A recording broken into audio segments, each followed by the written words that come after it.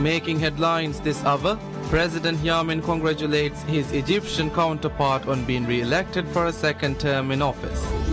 Maldivian Foreign Secretary attends the ministerial meeting of non-aligned movement of countries.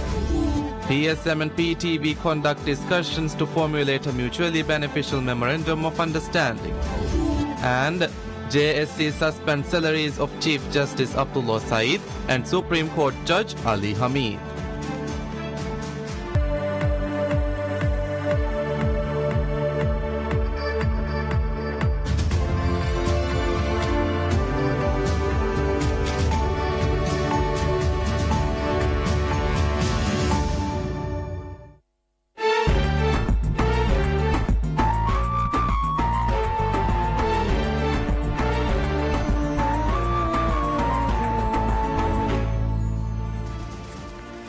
Bismillahirrahmanirrahim. Welcome you all to PSM News in English. I'm Zihunat Hassan here with the news in details. State Trading Organization STO decides to reduce prices of staple food. At a press conference held to announce the decision of the government, Managing Director of STO Ahmad Shahid said staple food prices will be reduced from April 5th.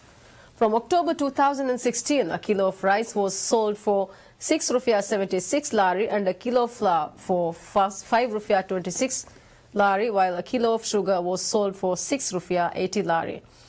Managing Director of STO Ahmad Shahid revealed with the latest changes brought to prices of staple food prices, a sugar kilo can be sold for 4 rupiah, a flour kilo for 2.98 lari, and a kilo of rice for 3 rupiah 98 lari.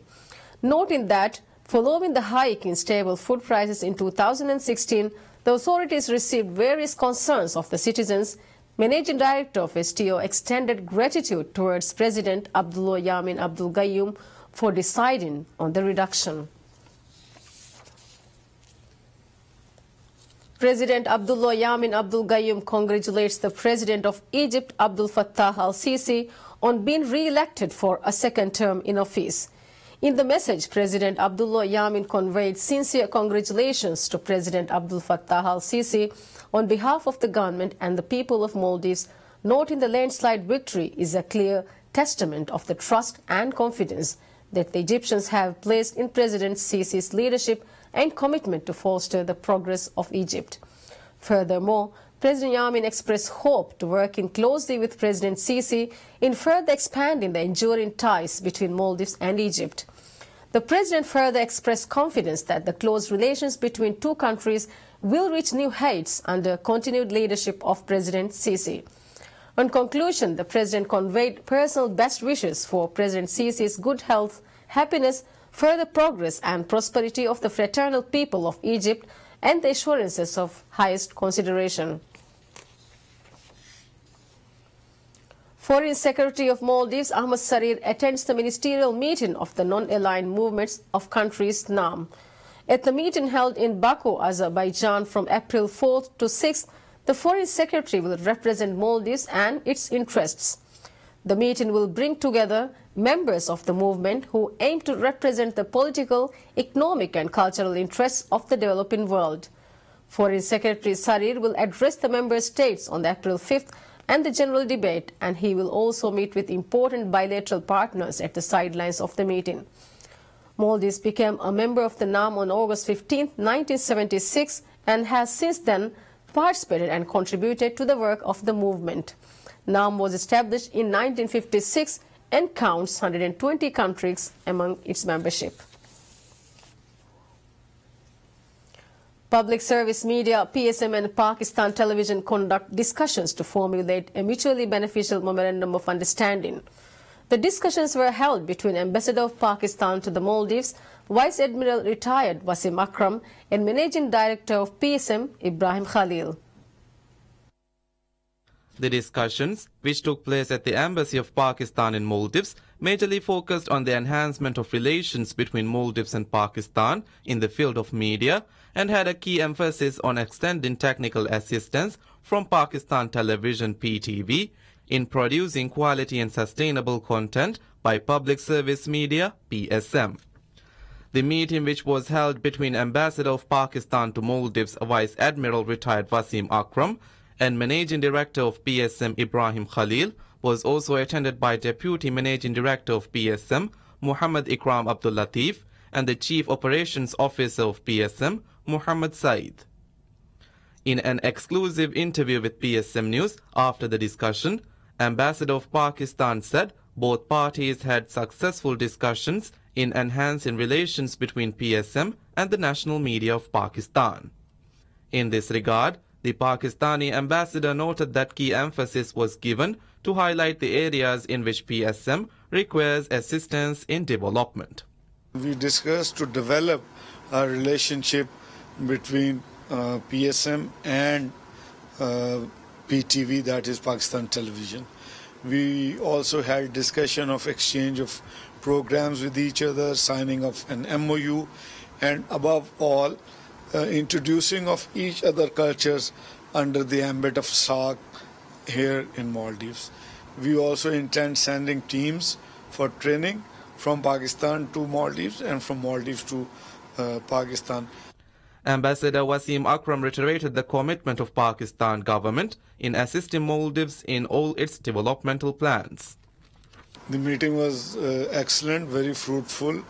Your managing director has complete grip on the issue. I am a pure soldier come diplomat now, so I have learned a lot from him, and I would like to extend all the possible help which we can extend to Maldives in this regard.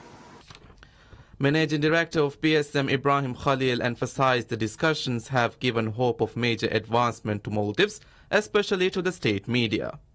On this note, Ibrahim Khalil highlighted both parties have agreed to work closely to enrich the media sector. Continuing on, Khalil said plans of dubbing some Pakistani movies in the Wahi language were also being discussed in the meeting. Khalil highlighted that a memorandum of understanding is on cards to formalize the collaboration between PSM and PTV. Khalil noted industry professionals from Pakistan is also expected to arrive in Maldives to provide special training programs to enhance the entertainment sector of Maldives. Furthermore, discussions were also focused on expanding Maldives Media Institute by introducing various media-related programs conducted by Pakistani media institutions. Khalil highlighted that delegations from PSM will travel to Pakistan to attain direct knowledge from the country. Pakistan is amongst the first countries that developed diplomatic relations with Maldives. Maldives and Pakistan have shared a friendly relation due to the same religious, social and economical aspects. In addition, both countries are members of Organization of Islamic Cooperation.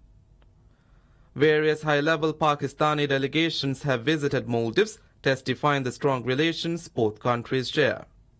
Former Prime Minister of Pakistan, Nawaz Sharif, visited Maldives and announced the establishment of the first medical school in the country in 2017.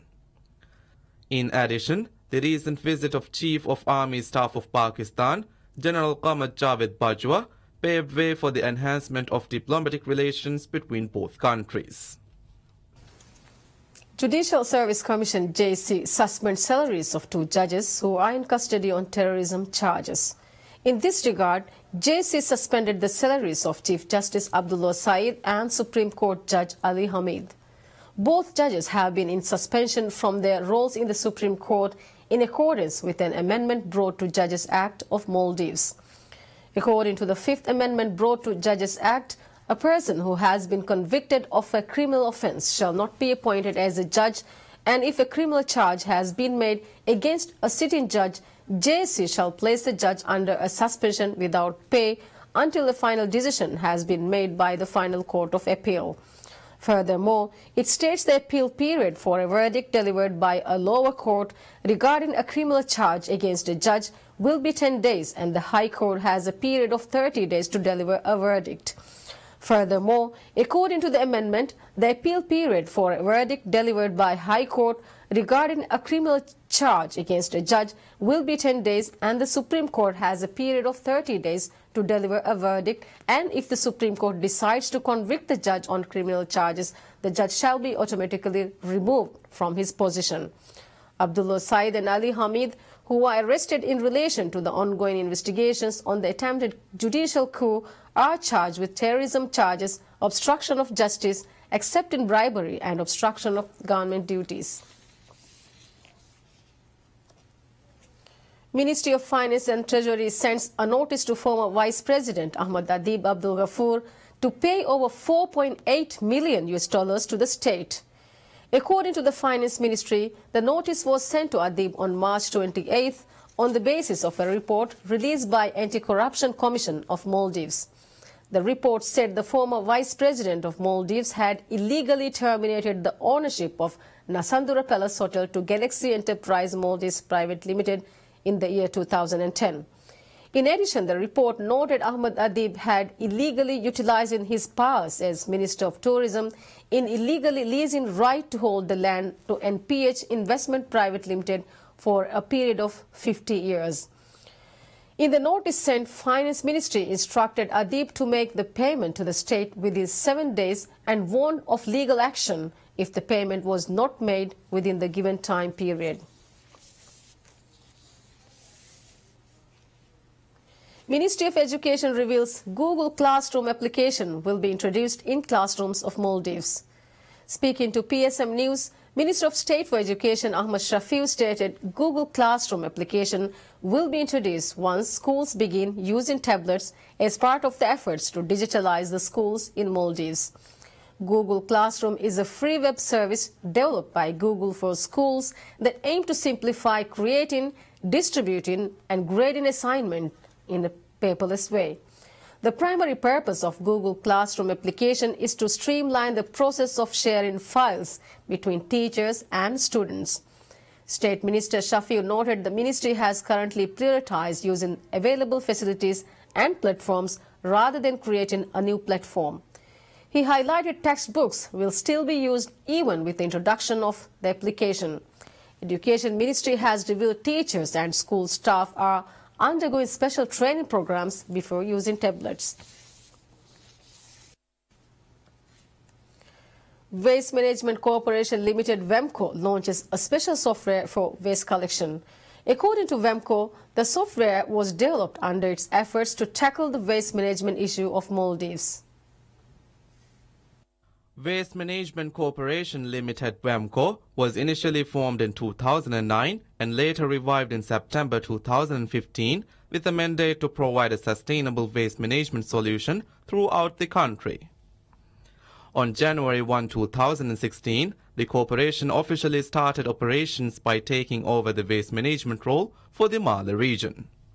The tasks of waste management include the daily transfer of waste from Male to Tilafushi, the waste management of Vilimale, and the disposal of waste at Tilafushi landfill area. With the strategic action plan implemented, the corporation has now expanded its scope to other areas of the country, such as Addu City and Formula City. Under the project to provide an easier path for waste collection in the country, WAMCO has now launched a special software which would indicate when waste is collected from households. This software, which has an inbuilt map, would locate the waste collection points and would ensure the sustainability of the service. In addition, the software would ease the payment procedure for the customers as well. According to WAMCO, the supervisors would use a tablet to mark a waste collected households. In an interview with PSM News, Managing Director of WAMCO Mohammed Shafiu said the company aims to provide services in ways which are most convenient to customers. In this regard, he noted the software was first introduced in Vilimale but would be expanded to Male City, Ulumale, Addu City and Formula City. WAMCO noted that 70% of the households in Vilimale has registered for its waste collection services. The 22nd edition of GLONET Education Fair commences at National Art Gallery with the participation of 13 universities. The 22nd edition of GLONET Education Fair is designed to provide an educational platform for prospective students to procure assistance in planning and making informed decisions prior to further studies at representative university. In addition, the platform provides a chance for facilitators from universities to share important information on students on university and college applications. According to information provided by organizers, services such as course information and counseling, visa procedures, credit transfers, information about hostel, career guidance and registration would be provided at the fair. According to the organizers, 13 international universities are taking part in this year's fair. GLONET revealed 12 of these universities are from Malaysia, while other university is from Russia. In an exclusive interview with PSM News, Managing Director of GLONET Muhammad Naseem Ahmed said the fair is a grand opportunity for Maldivian students to attain knowledge on the best opportunities provided by these international universities. In this regard, he noted that 2 lucky winners would stand a chance to win a scholarship and the tour to the university. The organizers revealed plans to expand the fair to other parts of the countries as well.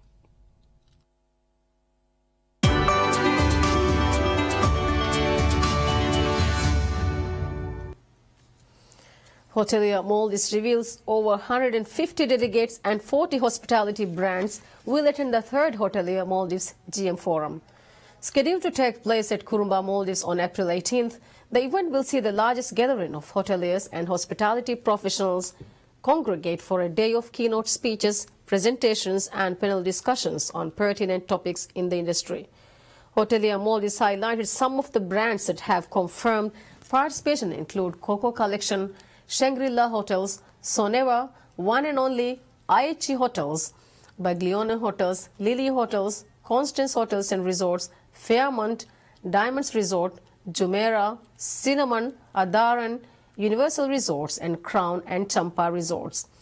The organizer noted experienced keynote speakers, including founding partner of Cypria Group and chairman of Solarwell Insurance, Ibrahim Salim, and Vice President, Luxury and Lifestyle Asia Pacific Hilton, Daniel Welk, will address the forum. Furthermore, expert presentations and panel discussions will cover topics such as tourism-related taxation, guest transfers, wellness-related revenue opportunities, and destination marketing trends. Maldives Tourism Development Corporation Public Limited (MTDC) opens application opportunity for local stakeholders for 5 seats of its board of directors. According to MTDC, applicants have to purchase at least 50 shares to become eligible to apply for a seat. In addition, applicants have to have 5 years of work experience in the field of education, business or tourism management. According to information provided by MTDC, the 5 directors would be selected by the Nomination and Remuneration Committee of the company under the Corporate Governance Code. The names of the 5 directors would be unveiled to shareholders before the annual general meeting of the company this year. MTDC was founded in 2006, aimed to bolster development of the nation and all branches of its community. Allied Insurance Company of the Maldives announces it will grant a 20% discount on Allied Builders Insurance policy to member companies of Maldives Association of Construction Industry, MASI. The announcement was made at Allied Builders dinner hosted by Allied Insurance Company. General Manager Sales of Allied, Ibrahim Firushan, revealed MASI can attain the discount for a period of 1 year. Allied Builder Insurance policy was introduced commemorating the 33rd anniversary of the largest insurance firm in Maldives. The policy has 3 attractive packages for the construction companies. In this regard, Builders Basic covers material damages along with third-party damages, while Builders Basic Plus package covers group personal accidents in addition to material damages and third-party damages.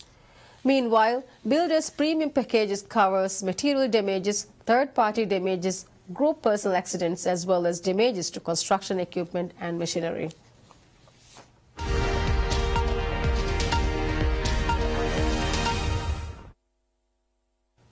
And now we'll look into the latest news updates from international arena.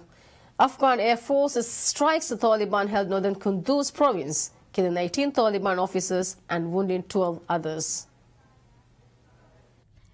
According to Afghan Ministry of Defense, the attack was targeted at a foothold of the Taliban militants where a meeting was underway. The Afghan military received a report that Taliban militants planned an attack after the meeting and launched the airstrike to get a step ahead of the militants. The ministry said 18 Taliban frontline level commanders were killed, who were mostly foreigners, with another 12 wounded.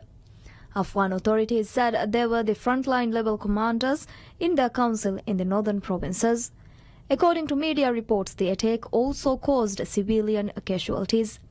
In this regard, the Taliban said in a statement that the attack was targeted at an Islamic school where a ceremony was held.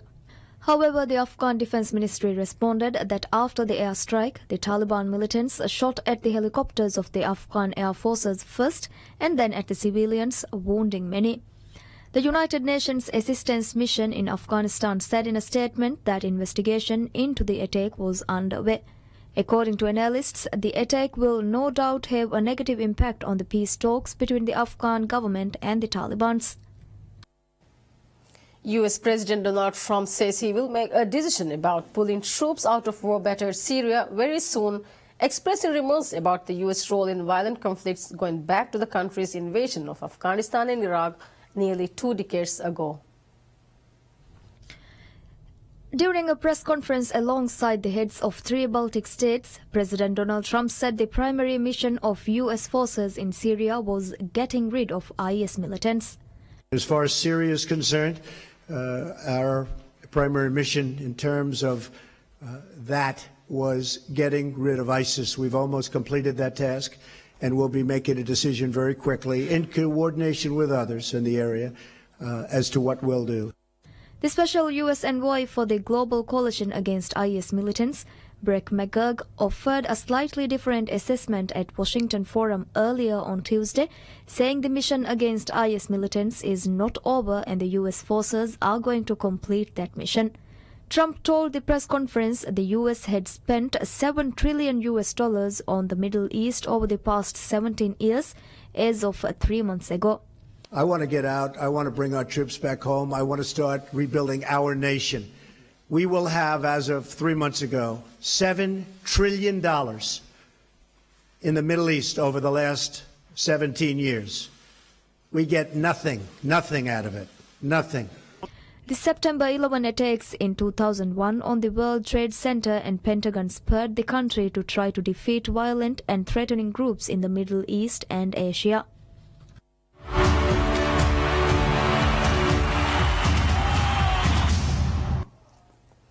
The Juventus stadium breaks into blows, and Real Madrid coach Zinedine Zidane, once a player of extraordinary gifts himself, looked dumbstruck at the audacity of Cristiano Ronaldo's goal. Let's have a look. Just when everyone thought the Portuguese had done it all, he produced a strike in Real's 3-0 Champions League quarter-final, first leg win at Juve that was astonishing even by the standards of his remarkable career. Zinedine Zidane, who played for both clubs, joked, saying that the goal he scored in the Champions League final against Bayern Leverkusen in 2002 was better than Ronaldo's, before paying tribute to his forward. He added that Ronaldo is a different player and that he scored one of the most beautiful goals in the history of soccer. Juventus coach Massimiliano Allegri, on the other hand, said he cannot fault his players for anything since Real Madrid is an extraordinary team and Ronaldo is probably the best player in the world. He told reporters Juventus will go to Madrid trying to achieve something remarkable. Cristiano Ronaldo had got Real off the mark with a third-minute goal, scoring for a record 10th successive Champions League game, and Marcelo was also on target as Juve's 5-year unbeaten home record in European competition crumbled. Ronaldo scored the third goal with a perfectly executed bicycle shot which flew past Juventus keeper Gianluigi Buffon. The goal was greeted by applause even from Juventus fans who only minutes earlier had hounded and insulted Ronaldo when he shot wide. A red card for the playmaker Paulo Dybala in the 66th minute completed a miserable evening for the Serie A champions, beaten 4-1 by Real in last season's Champions League final.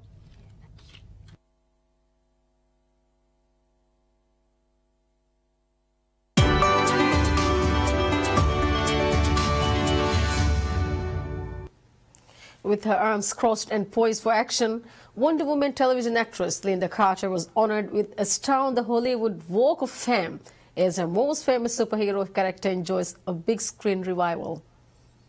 Linda Carter!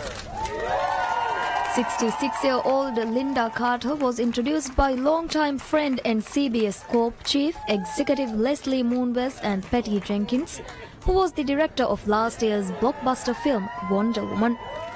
Linda Carter told the audience along Hollywood Boulevard in Los Angeles before the unveiling of the emblematic terrazzo and brass star that it seems impossible that she has been in entertainment for more than 50 years.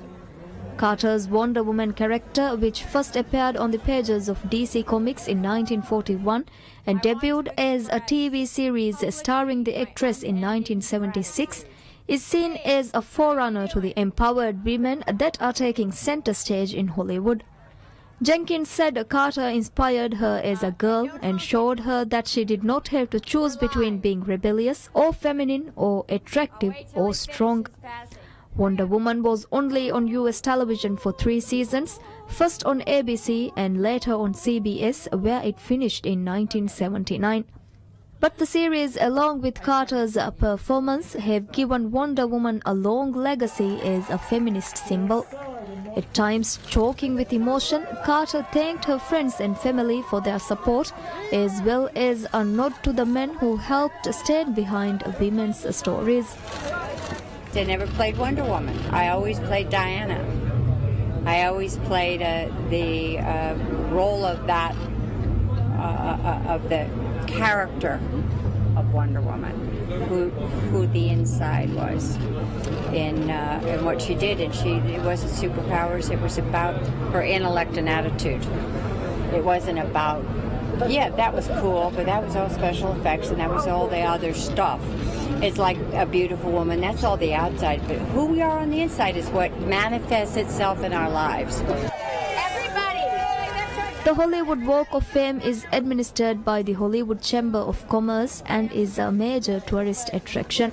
Linda, on your right. With that, we conclude the news for this evening. Thanks for joining and have a pleasant evening ahead. Bye-bye.